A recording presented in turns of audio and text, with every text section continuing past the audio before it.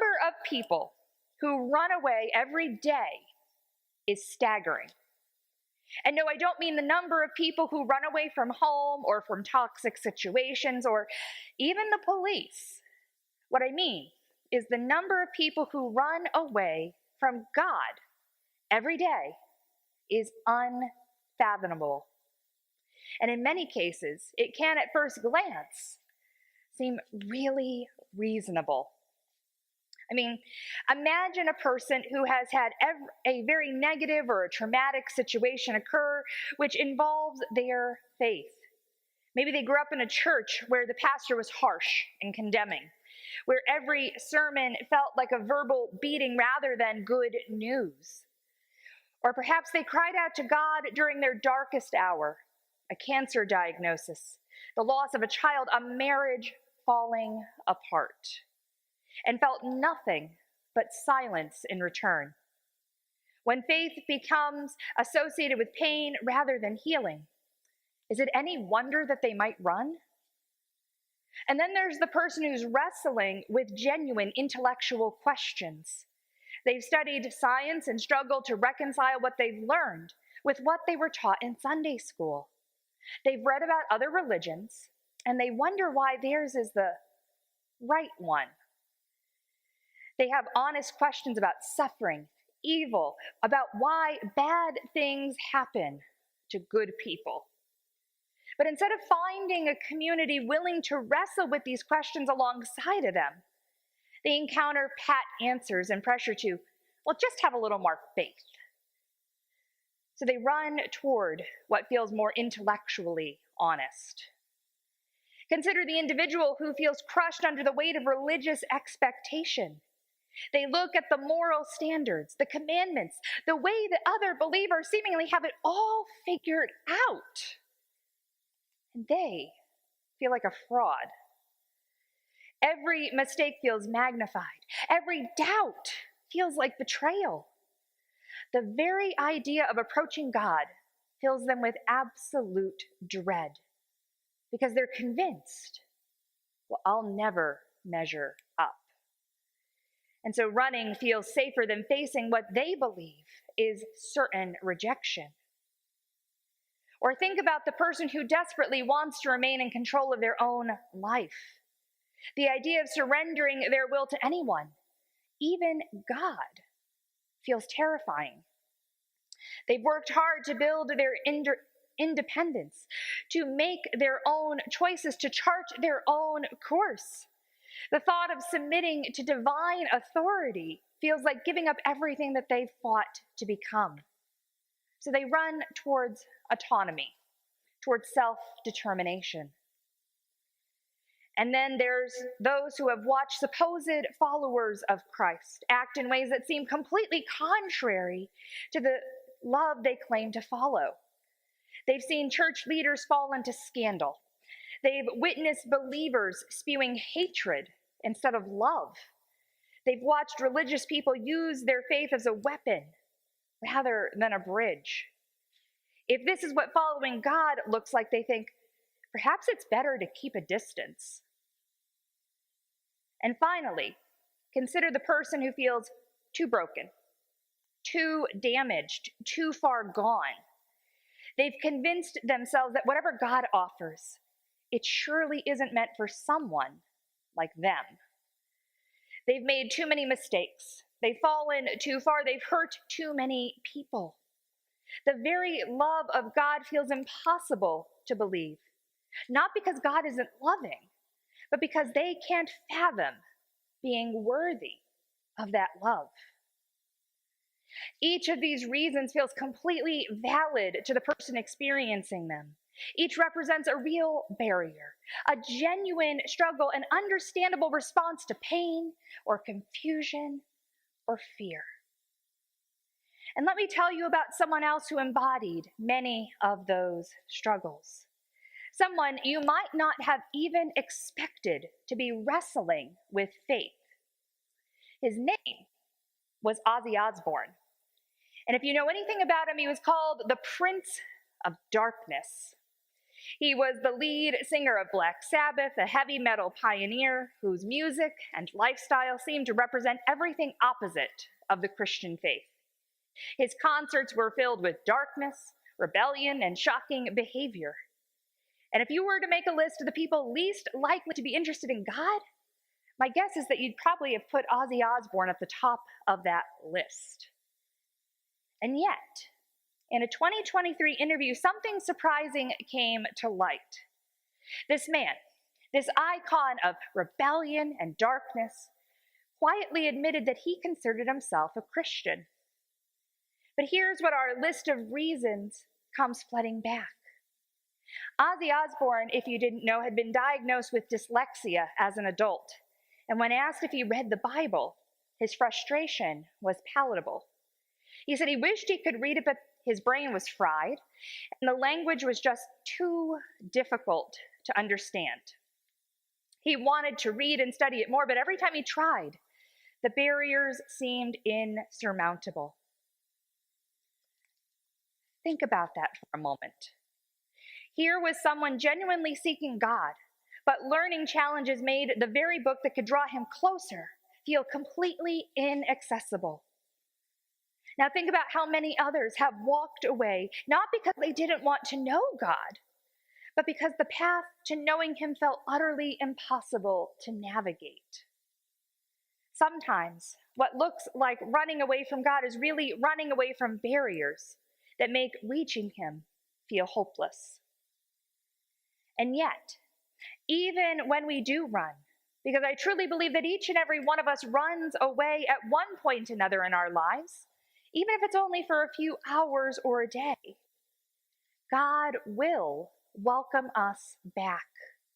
And God understands exactly why we run. When Ozzy couldn't read the Bible because of his dyslexia, when the barriers felt too high, God knew. And Psalm 139 reminds us that this God who searches for us knows our sitting and our rising, understands our thoughts from far away. God knows our limitations better than we do. And how wouldn't he? The beginning of this psalm tells us that God has examined each of us. He knows, yes, really knows us. He knows everything that we do. When we sit and when we stand, he knows when we are on the move and when we are resting. He even knows the words that will come out of our mouths. And that can feel like a lot. I mean, do I really want God knowing every thought that I have, even the ones that don't seem, well, so Christian? Do I want him knowing the words? You know, the ones that my mother tells me not to say, that are running through my brain when I'm cut off in traffic? Do I want him to know how angry I can get at those who don't always agree with me on certain topics, even if I never show it outwardly? Not really. And yet he does. He knows each of us so well because he has known us since before we even existed here on this earth. He is the one who created us and knit us together. Everything that we have and that we are started with him. And so if he knows us better than we know ourselves, which he does, he knows where we will struggle, where we will question, and where we will run from him. And yet, he loves us anyway. Think about that. He loves us, even though he knows that we will not be able to comprehend all that he is doing in the world. He knows that we will question him and get angry with him and throw an epic temper tantrum of epic proportions at him at some point in our lives. He loves us as he created us, and he will never stop loving us. I mean, he has every opportunity to walk away from us.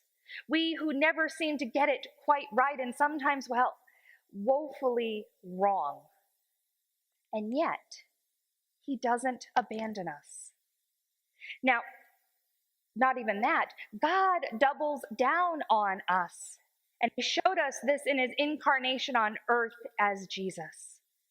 If God wanted to walk away, There is absolutely no reason that he would have lived on earth, died a human death, only to rise again. That's a lot of work. And it proves to us that there is no place, and I mean no place, that God won't go for us. And so even when we run away from him, the God who loves us beyond measure, to hell and back, because yes, God went to hell for us, will welcome us back home into his fold. There is nothing that we can do to make God, the God who knows us better than ourselves, to stop loving us. And that, my friends, is a fact.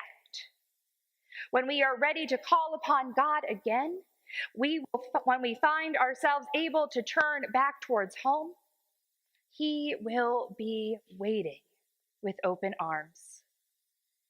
Now, think back. Remember Ozzy Osbourne, the Prince of Darkness, struggling to read the Bible because of his dyslexia? Well, this God who never stops loving wasn't finished with that story either. That 2023 interview caught the attention of a man named Dylan Novak, who has a ministry of giving personalized Bibles to celebrities. When Dylan heard about Ozzy's struggle, he didn't see a washed-up rocker or a drugged-out dad on MTV, or even the Prince of Darkness. He saw a child of God who needed help in accessing his Father's word. So Dylan chose a Bible that uses simple, clear language. He chose the New Living Translation, and he had Ozzy's name engraved right on the cover. When Dylan presented this gift to Ozzy, something beautiful happened. Ozzy's face lit up like a child on Christmas morning. He immediately began reading the Gospels, and for the first time, he could understand them. The barriers that had kept him at an arm's length from God's word suddenly crumbled. But here's the part that'll give you the chills. Weeks later, Dylan ran into Ozzy's son, Jack, at another event, and Jack pulled Dylan aside and told him something remarkable. After every concert, when Ozzy was exhausted and just wanted to collapse, he would insist on going back to retrieve his Bible before returning to his hotel. He wouldn't go anywhere without it. That Bible became one of the few gifts that Ozzy truly treasured. It sat on his bedside table, and everyone who visited it just had to see it. Ozzy would run to his room and grab his Bible and say, "You got to look at this man." This man who had spent decades running from everything the church represented, who built his career on rebellion and darkness, had found his way home to the God who had been pursuing him all along. You see, God knew Ozzy better than Ozzy knew himself. God knew that beneath all of that darkness was a heart genuinely seeking him. God knew that barrier wasn't rebellion, it was accessibility. And God provided exactly what was needed through the kindness of a stranger who saw past the reputation to the heart. This is the God of Psalm 139, who searches us and knows us, who perceives our thoughts from afar, who is familiar with all of our ways. This is the God who doesn't see us as the world sees us, but rather as we truly are. Beloved children who sometimes run away, but are always welcomed home. So for whatever reasons you have for running, whatever barriers for you feel insurmountable, whatever darkness thinks disqualifies you, remember that God knows you better than you know yourself, and he's already preparing a way for you to return.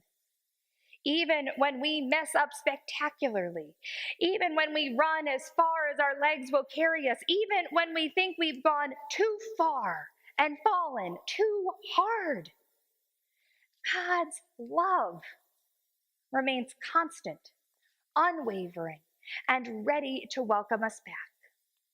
That's not just hope, my friends. That's a promise.